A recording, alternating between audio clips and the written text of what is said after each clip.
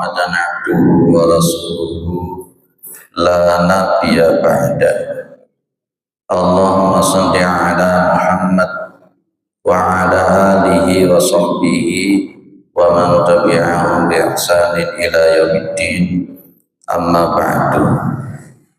Kita bersyukur kepada Allah Subhanahu wa taala atas segala nikmat yang diberikan oleh Allah kepada kita semua, terutama sampai pada pagi hari ini kita masih diberi kekuatan iman dan Islam, kita masih diberi kesehatan dan kesempatan sehingga kita bisa melaksanakan kewajiban kita salat subuh berjamaah, dan kita lanjut dengan mengkaji agama Allah Subhanahu wa taala. Mudah-mudahan kesempatan semacam ini senantiasa diberikan oleh Allah kepada kita semua sampai nanti kita menghadap kepada Allah yang tentunya dalam posisi husnul khatimah. Salawat salam tetap dilimpahkan kepada Rasulullah Muhammad sallallahu alaihi wasallam sebagai khatamul anbiya wal mursalin, penutup para nabi dan rasul yang tidak ada nabi lagi sesudah Nabi Muhammad sallallahu alaihi wasallam. Baik, kita lanjut masih di bab 1 di kitab Tanbihul Ghafilin. Anna Nabiyya sallallahu alaihi wasallam qala akhwafu ma akhafu alaikum asyirkul asghar. Qalu ya Rasulullah wa ma syirkul asghar? Qala ar-riya'u. Akhwafu ma akhafu alaikum, sesuatu yang paling aku takutkan atas kalian, sesuatu yang paling aku khawatirkan terjadi atas diri kalian, iku asyirkul asghar. Syirkul asghar. Syirkul asghar itu ibu bapak kalau diterjemahkan artinya syirik yang kecil. Syirik yang kecil. Jadi ada dua syirik. Ada syirkul akbar, ada syirkul asghar. Kalau untuk yang syirkul akbar itu diantaranya ketika kita mengakui ada Tuhan selain Allah, menyembah kepada selain Allah, itu namanya syirkul akbar. Lah di sini Kanjeng Nabi Muhammad sallallahu alaihi wasallam mengenalkan kepada kita syirik yang namanya syirkul asghar. Ketika dikatakan syirkul asghar ini qalu, maka para sahabat bertanya, ya Rasulullah, wahai Kanjeng Nabi, wahai Rasulullah, wa ma syirkul asghar? Syirkul asghar, syirik yang kecil niku napa Kanjeng Nabi? Yang dimaksud syirik yang kecil itu apa Kanjeng Nabi? Qala, Nabi menjawab, ar-riya'u. Ar-riya'u. Riya. Ada sum'ah, ada riya. Ada sum'ah. Kalau sum'ah itu berarti kalau dia melakukan kebaikan-kebaikan, melakukan amal-amal karena ingin didengar oleh orang. Kalau riya, dia melakukan kebaikan-kebaikan, dia melakukan amal-amal ibadah, dia kepingin dilihat sama orang. Loh, niatnya apa orang semacam ini, Pak? Karena ingin dipuji, karena ingin diacungi jempol, karena ingin dihormati, karena ingin dihargai berkenaan dengan kebaikan yang dia lakukan. Bapak Ibu yang dimuliakan oleh Allah, ini salah satu penyakit hati.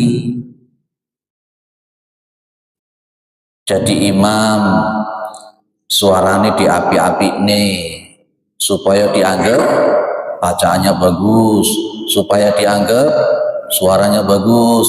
Niatnya begitu. Baca Al-Quran di fase-fase nih, itu termasuk. Lah, Nabi memasukkan yang semacam itu kepada kategori syirik yang kecil. Ini oleh Allah, kalau di dalam masalah sholat itu ada kalimat fawailul lil musallin.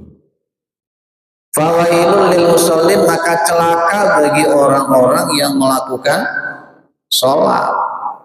Ibu, orang sholat kok ciloko ki piye? Bapak, ada orang melakukan sholat itu kok dikatakan oleh Allah celaka, itu kenapa? Kenapa? Alladzina hum an sholatihim sahun walladzina hum yura'un. Orang yang di dalam sholatnya itu lalai. Dan juga apa? Walladzina hum yura'un. Dan orang-orang yang di dalam sholatnya itu apa? Yura'un. Yura'un itu ya riya tadi. Sholat kepingin dilihat sama orang, sholat kepingin dipuji sama orang, sholat karena ingin disebut orang soleh, sholat karena disebut orang baik, sholat karena ingin disebut orang alim, yaitu namanya riya. Ibu, seperti itu dapat pahala membuatan Bu? Dapat pahala? Enggak ya? Enggak. Bapak dapat pahala membuatan Pak? Dapat ya? Masya Allah. Enggak dapat ya? Ini kan menjadi menarik ketika Allah orang yang sholat tapi ciloko. Nah, di sini dikatakan begini, para jamaah dimuliakan oleh Allah Subhanahu wa taala. Kemudian Nabi Muhammad SAW mengatakan, yaqulullahu ta'ala lahum yauma yujazi al-ibadu bi amalihim. Maka Allah Subhanahu wa taala berfirman kepada mereka, di mana para hamba-hamba itu dibalas dengan amal-amal mereka. Apa kata Allah? Idhabu ilal ladzina kuntum turaun lahum fid dunya. Silahkan kalian pergi. Ini di yaumul qiyamah. Di yaumul qiyamah Allah Subhanahu wa taala bicara, berfirman kepada orang-orang yang melakukan riya. Apa kata Allah? Silahkan kalian pergi. Silakan pergi ke orang-orang yang kalian beribadah itu kepingin dilihat oleh mereka. Silakan pergi ke orang-orang yang kalian beribadah itu ingin dipuji sama mereka, ingin dilihat sama mereka. Fit dunya, di dalam dunia. Fanduru, maka lihatlah, hal tajiduna indahum khairan, apakah kalian akan mendapatkan dari sisi mereka khairan, kebaikan-kebaikan. Maksudnya piye? Silahkan kalian pergi ke mereka yang kalian itu sholatnya kepingin dipuji oleh mereka, datang kepada mereka. Kira-kira mereka itu bisa ngasih pahala apa enggak? Kira-kira mereka itu bisa memberikan balasan kebaikan apa enggak? Jawabannya lah, tidak. Kita sholat kepingin dilihat sama orang, dilihat tuh orangnya bagus, orangnya soleh, hebat. Nanti di yaumul qiyamah kita sama Allah disuruh pergi ke orang-orang itu. Kira-kira orang-orang itu tadi bisa enggak ngasih pahala? Jawabannya tidak. Berarti apa? Gusti Allah itu tidak akan memberikan pahala orang-orang yang ibadahnya riya. Ibu, Bapak, saya ambil pendapatnya Imam Al-Ghazali di Ihya Ulumuddin. Di sini sudah dibahas kitab Ihya Ulumuddin ya, belum? punyanya Imam Al-Ghazali itu bagus ya Ulumuddin 4 jilid. Imam Al-Ghazali itu mengumpamakan orang yang riak semacam ini kayak seperti begini. Ada raja punya anak gadis yang cantik. Ada si B sebenarnya itu kepingin melihat anaknya sang raja,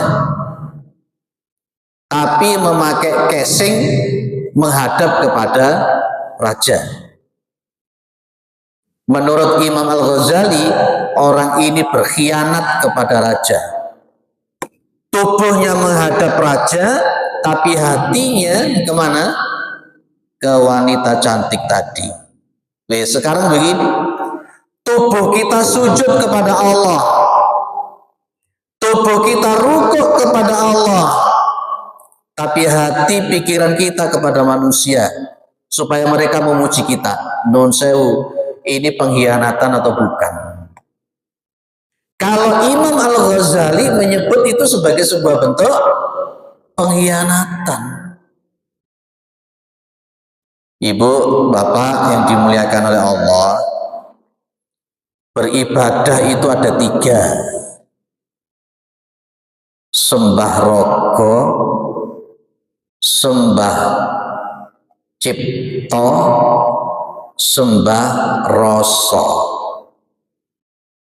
Saya mengambil dari pendapatnya Sunan Kalijogo. Saya punya bukunya mistisisme Syahsiti Jenar sama Sunan Kalijogo. Ada 3 macam model orang itu beribadah, Bapak Ibu. Model pertama namanya sembah rogo. Napa sembah rogo, Bu? Sembah rogo itu yang ibadah cuman fisiknya saja. Awak itu rukuk sujud iktidal tuh. Tapi hati sama pikirannya nggak ikut ibadah. Ikut jenis sembah rogo. Sembah rogo ini yang disebut oleh Al-Quran, fawailul lil musallin alladzina hum an sholatihim sahun. Itu tadi sahun, kemudian walladzina hum yuraun. Hatinya bukan untuk Allah, hatinya tidak menghadap Allah, hatinya ingin dipuji sama orang, hatinya ingin dihargai sama orang. Itu sembah rogo. Sing nomor loro sembah cipto. Sembah cipto itu berarti hati sama pikirannya sudah mulai ikut ibadah. Padahal ayatnya mengatakan wa ma umiru illa liya'budullah mukhlishina lahuddin hunafa'a wa yuqimus salata wa yutuz zakata wa dzalika dinul qayyimah. Mukhlishin sama hunafa itu digandeng oleh Allah dalam satu ayat. Hunafa itu berarti yaqbilu ilallahi wa yadbiru amman siwahu. Itu namanya hunafa, menghadap kepada Gusti Allah, wa yadbiru an siwahu, dan berpaling dari selain Allah. Itu namanya hunafa. Kalau ikhlas tidak ada campuran niat yang macam-macam. Jadi sebenarnya ikhlas sama hanif atau hunafa digandeng jadi satu. Ibaratnya madep mantep nang Gusti Allah tok. Doa itu jenis sudah mulai sembah cipta. Makanya ibu bapak yang dimuliakan oleh Allah, kalau kita mau ibadah, tanya 3 hal sama kita. Jenengan, saya, siapapun itu kalau mau ibadah, bertanya 3 perkara. Kenapa? Bagaimana? Untuk siapa? Ini kalau 3 pertanyaan ini jawabannya salah, maka ibadah pun juga akan jadi salah. Pertanyaan pertama apa tadi, Bu? Kenapa? Jenengan mau sholat, ditakoni atine iki. Kenapa sih kamu kok sholat? Nyapo awakmu kok sholat? Baik. Jawabannya apa itu, Bu? Kenapa kok kita sholat? Jawabannya adalah karena memang kita itu hamba Allah. Kalau sudah menjadi hamba Allah, dikongkon nyapo karo Gusti Allah ya manut. Dikongkon macul ya macul, dikongkon ngarit ya ngarit. Kongkon jungkel ya jungkel. Itu namanya hamba. Kita disuruh untuk sholat ya jalan sholat. Nah, pertanyaan kedua, bagaimana? Maksudnya bagaimana sih kita itu caranya sholat? Ini sanepannya begini, sanepannya. Apa sanepan? Kita itu lek ngadep Pak Lurah, ngadep Pak Camat, Pak Bupati, Pak Wali Kota. Ya dah? Gawe kelambi sing apik, wangi, necis, apa meneh? Rapi. Iku ngadep Pak Lurah, Pak Camat, Pak Wali Kota, Pak Bupati. Menungso. Lek ngadep nang Gusti Allah piye? Lek ngadep nang menungso wae iso rapi, iso necis. Kadangkala di ngarepe Pak Lurah gak wani macam-macam lunggu, metekur, dingklu. Mosok salat ning ngarepe Gusti Allah.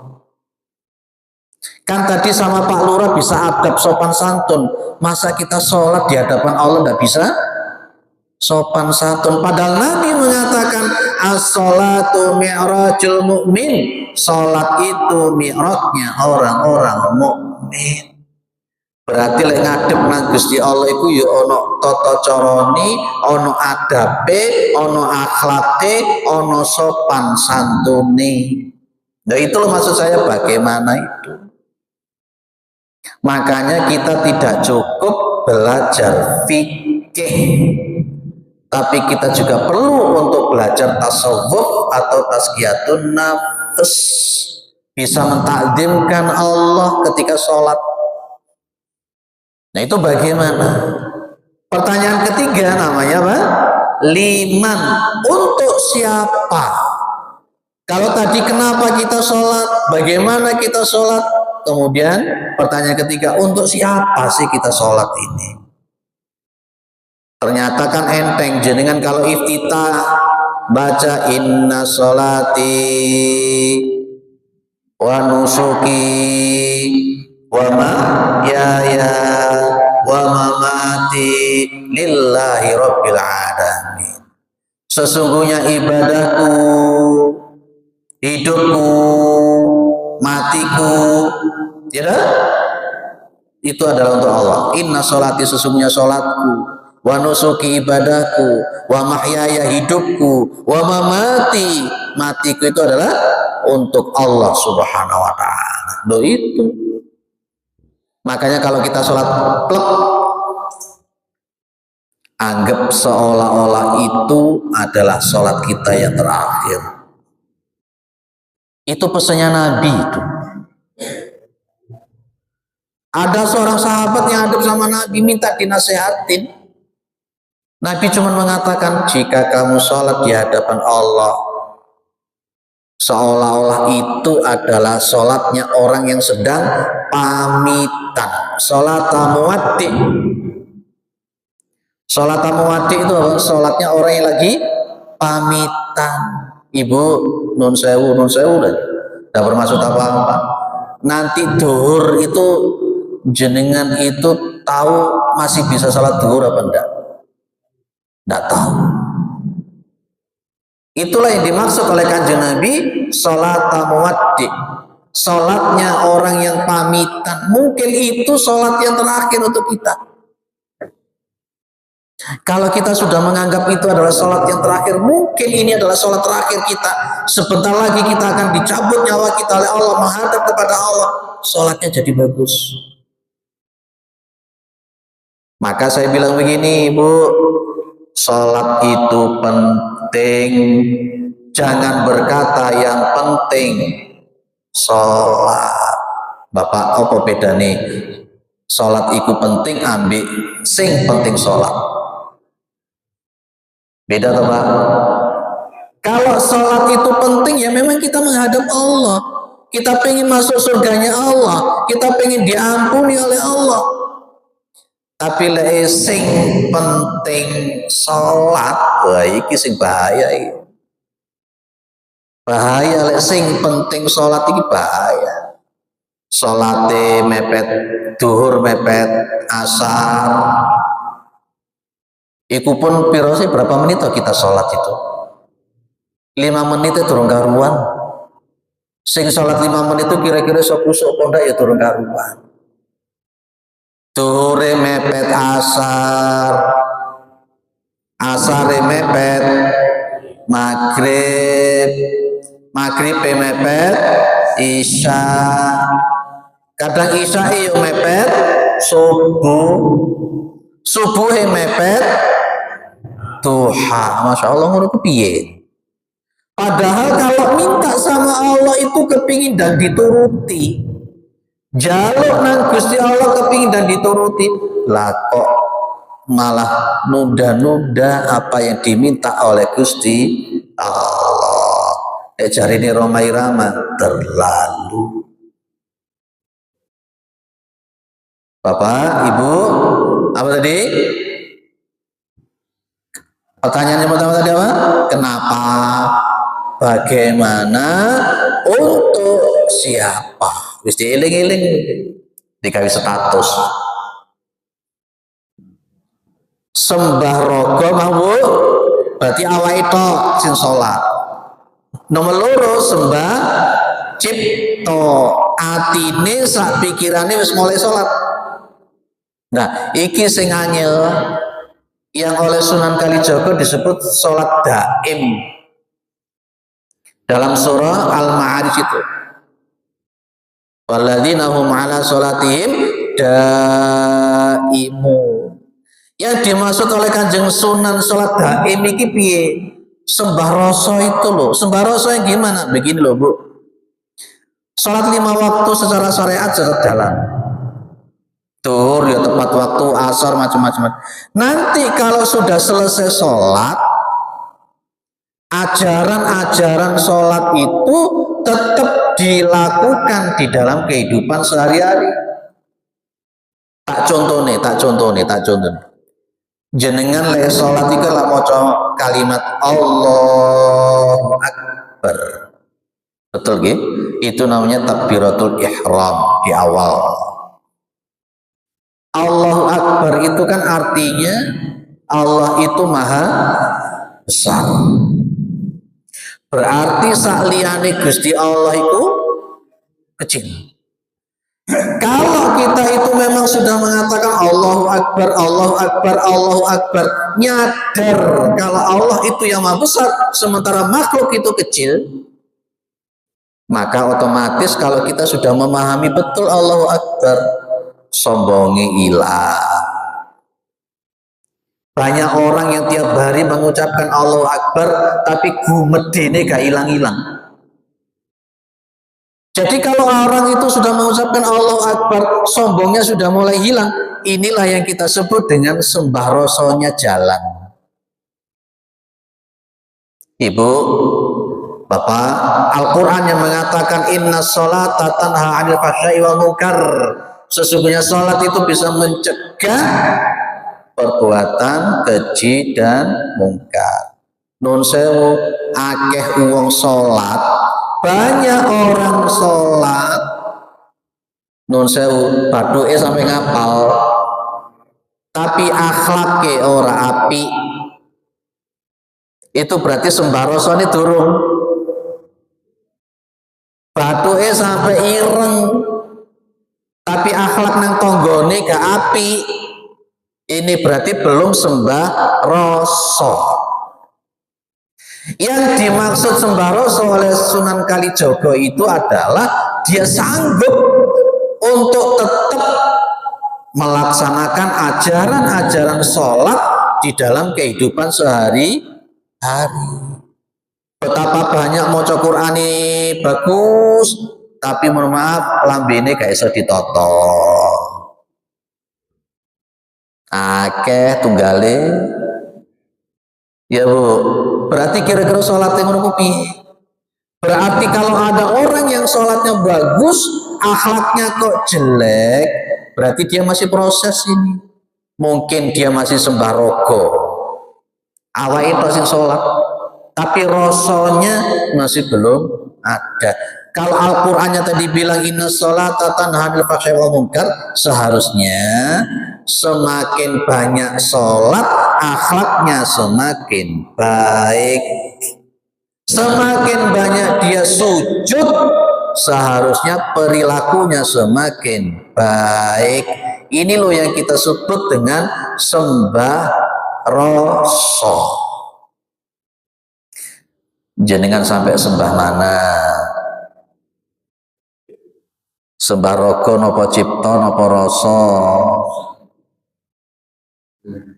Insya Allah kalau orang itu sudah sampai sembah rasa, wis gak ono jenenge tonggo singkur-singkuran, gak ono satru-satruan, gak ono dendam-dendaman, gak ono sing jenenge lambi-lambi turah. Oh, lambi turah ya jenenge Bu ya. Nah, ada. Ayo kita berupaya. Kitab ini nanti yang akan kita bahas sampai ke sana nanti insya Allah. Tidak hanya belajar fikih, tapi ya belajar rasa. Gimana kita berbuat yang baik, mengejawantah, apa ngejawantah? Ngejawantah terhadap sholat yang kita lakukan. Baik, kembali ke sini. Berarti orang yang sholatnya itu kepingin dilihat sama orang, itu hukumnya ndak boleh. Tadi berarti tidak ono pahalanya sama sekali. Al-Faqih rahimahullah mengatakan innama yuqalu lahum dzalika li'anna amalahum fid dunya kana ala wajhil khidai. Wah, ini penulis kitab ini menyebut kenapa sih oleh Kanjeng Nabi orang yang riak itu disuruh pergi kepada orang yang dituju tadi itu untuk minta pahala, ternyata tidak ada pahala. Karena orang-orang semacam ini disebut li'anna amalahum fid dunya, karena sesungguhnya amalannya mereka di dunia kana ala wajhil khidai, ibadahnya mereka itu dalam posisi al-khida. Khida itu menipu. Casinge sujud, casinge rukuk, tapi hatinya untuk makhluk. Ya apa caranya belajar ikhlas iki piye? Bagaimana caranya supaya hati kita kalau sholat itu bendel didelok ya karepmu, gak didelok karepmu, yang penting aku ibadah nang Gusti Allah. Piye caranya belajar semacam itu? Yaitu tadi pertanyaan 3 tadi itu. Kenapa, bagaimana, dan untuk siapa, itu yang penting.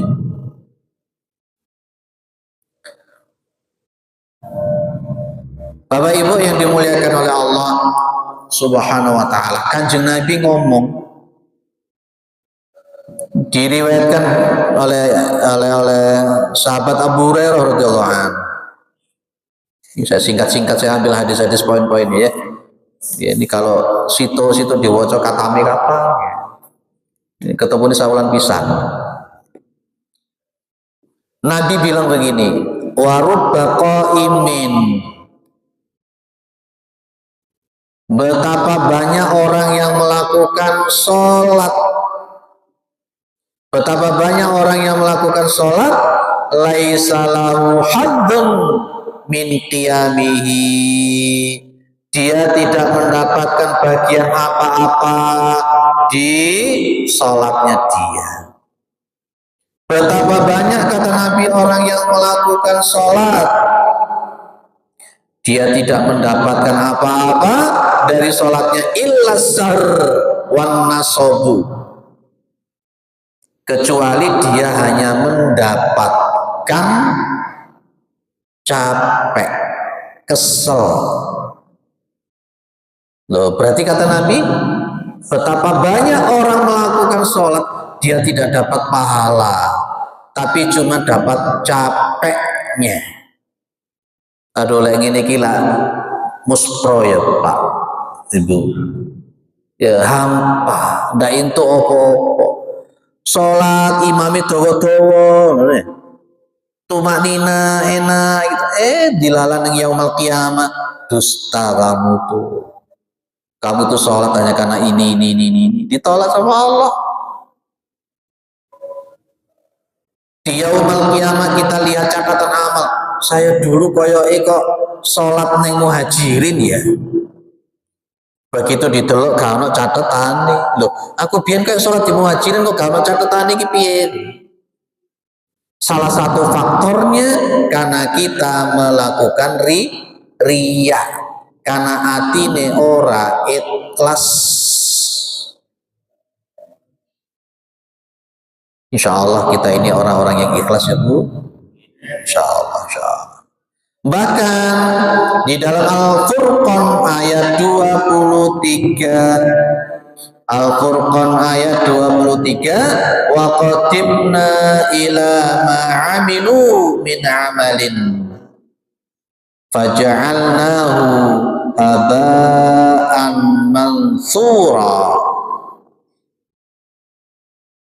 Orang-orang yang sholatnya itu tidak ikhlas, sholatnya ada riak-riaknya, faja'alnahu, maka kami jadikan amalnya itu haba'an mansura, seperti debu yang berterbangan.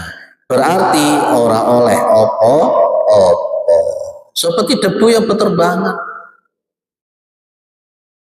Hati-hati, insya Allah kita ini bukan orang-orang yang riak ya Pak. Insya Allah kita ini orang-orang yang ikhlas, itu insya Allah, insya Allah, insya Allah. Jaga ikhlas, karena itu kunci pondasi diterimanya amal. Mau dilihat sama orang, mau tidak dilihat sama orang, wis gak usah direken.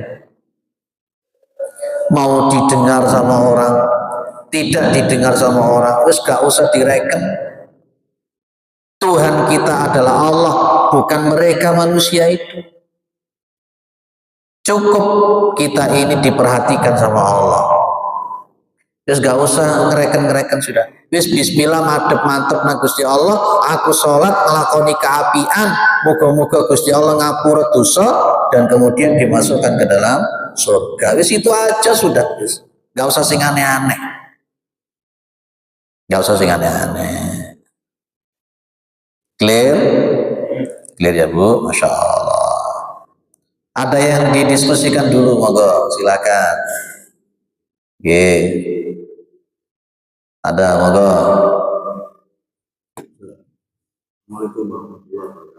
Waalaikumsalam warahmatullahi wabarakatuh. Pertanyaan ada dua pertanyaan. Yang pertama, misalkan ini saya Ustaz ya. Saya sholat khusyuk sekali di Masjid Al-Madhurin. Tidak ada orang Ustaz. Kemudian sholat saya itu saya lama-lamakan karena saya berusaha khusyuk menghadirkan Allah. Tiba-tiba ada orang datang Ustaz. Ada beberapa orang datang, terus dalam hati saya gini, terus saya kalau terlalu khusyuk nanti dipikir lihat. Nah, apakah akhirnya sholat saya cepatkan atau tetap di lama-lamakan Ustaz? Ini yang pertama. Yang nomor dua, motif sholat itu kan macam-macam Ustaz. Seperti saya punya banyak salat ke Allah, saya sholat tobat. Saya misalkan pengen sesuatu yang belum dikabulkan oleh Allah, saya sholat tahajud, sholat hajat. Nah, dengan maksud sholat-sholat seperti itu, apakah tidak menilai untuk siapa saya sholat? Abon?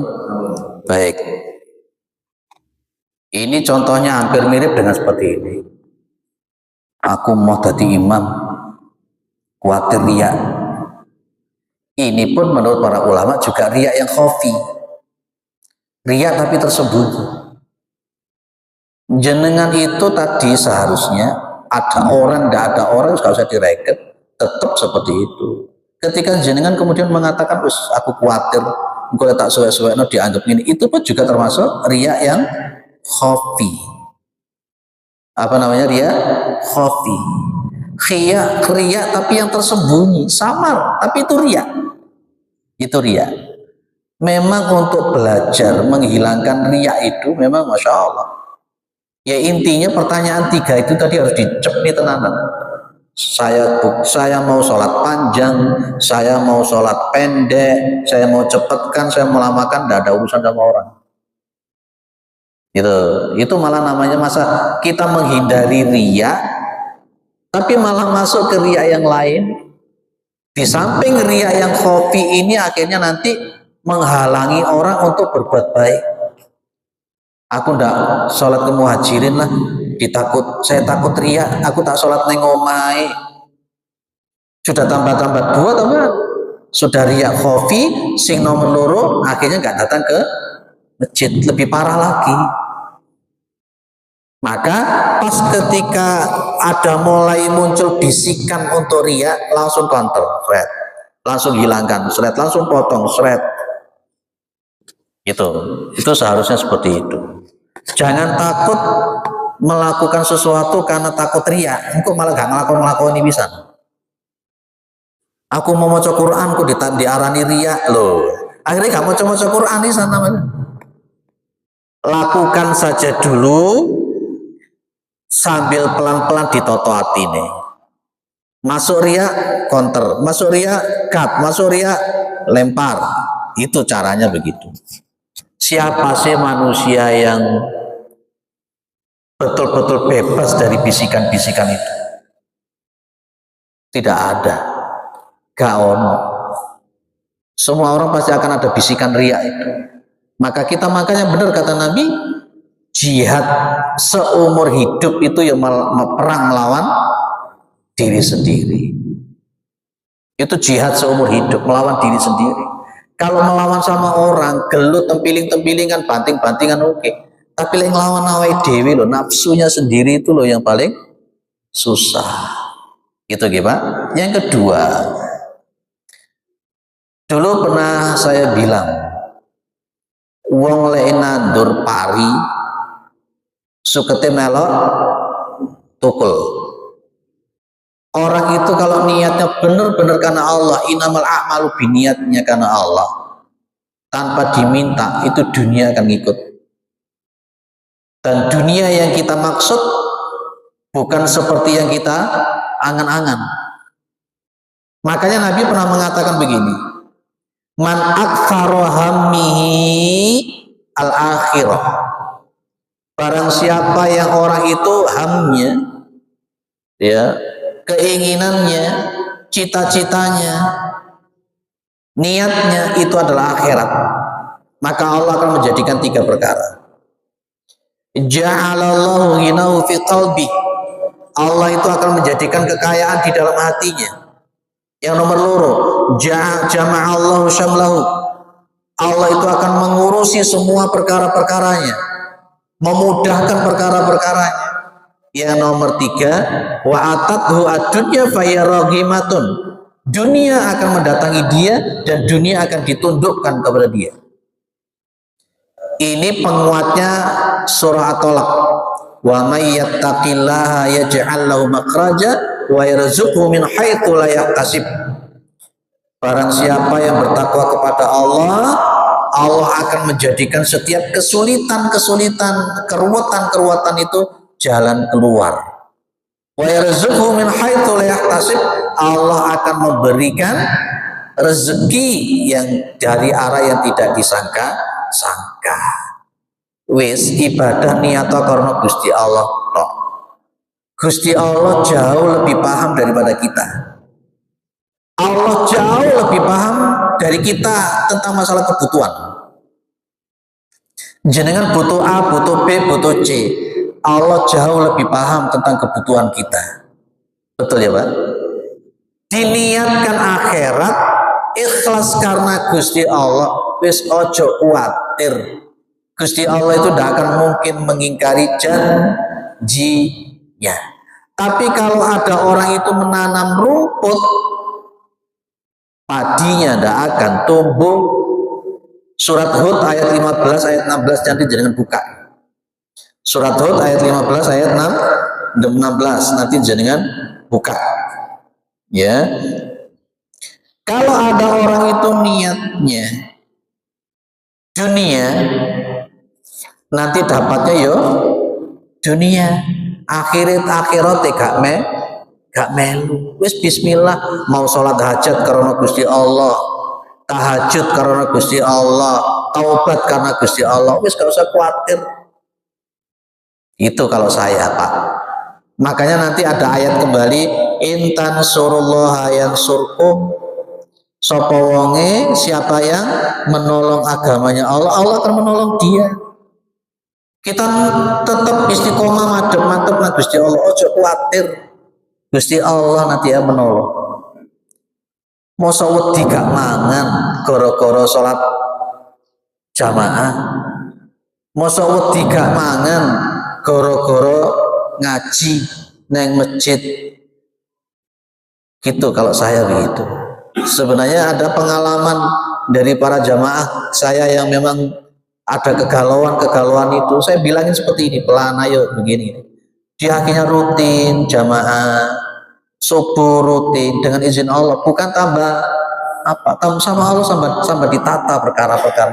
Tapi kalau orang itu sudah mulai mendahulukan hanya dunia, saya dipikir dunia, Allah menjadikan 3 perkara. Ja'alallahu faqrahu baina ainaihi, Allah akan menjadikan kemelaratan itu di kedua matanya. Wa farraqa lahu syamlahu, Allah itu akan meruwetkan perkara-perkaranya. Walam atatu dunya illa ma kutibalahu, dunia tidak akan datang kecuali apa yang sudah dicatatnya. Pilih sing ndi? Kalau saya mending memilih nanam padi. Saya lebih baik menanam padi, nanti rumputnya akan tumbuh. Tapi kalau kita menanam rumput, padinya tidak akan tumbuh. Itu aja Pak. Bismillah, mantep nah Gusti Allah. Percayalah, tawakal. Kalau tawakal, ya bukan berarti meninggalkan usaha, ndak, usaha tetap, kerja keras, apa maneh, kerja cerdas, apa maneh, kerja ikhlas, apalagi kerja tuntas, apa maneh, kerja nyata, apa maneh, nyatanya kerja sama-sama kerja, wis iku kita lakoni. Marono tawakal na Gusti Allah. Ketika tawakal, Gusti Allah mengatakan, wa may yatawakkal 'ala Allahi wa huwa hasbuh. Sapa wong sing tawakal na Gusti Allah, barang siapa yang tawakal sama Allah, fa huwa hasbuh, maka Allah akan mencukupi dia. Karena kita itu seringkali nggak yakin dengan semacam ini, akhirnya saya kemerungsung hatinya. Kalau hatinya itu susah, padahal para walinya Allah, kekasihnya Allah itu, inna auliya Allahi la khaufun alaihim wa lahum yahzanun walladzina amanu wa hum yattaqun. Kekasih Allah yang dicintai oleh Allah itu, mereka itu tidak ada khaufun, tidak ada rasa takut. Wala khaufun alaihim wa lahum yahzanun, mereka juga tidak punya kesedihan. Nun sewu, cecek iku gak duwe sayap. Yo panganane duwe sayap. Kok iso? Wong cecek ae iso ngono, pamane kita yang punya akal, punya hati, punya tubuh semua. Kok wedi gak mangan? Kok wedi gak duwe rezeki? Halo?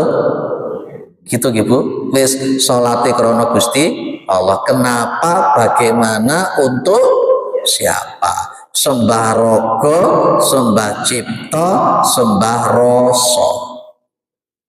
Ini dicatat. Insya Allah bulan depan saya iling tak takoni. Insyaallah. Biasane saiki ngaji ku awan wis lali. Insyaallah ndak. Jamaah muhajirin insyaallah ndak seperti itu. Saya doakan jenengan itu orang-orang yang istiqomah. Saya doakan jenengan itu orang yang husnul khotimah.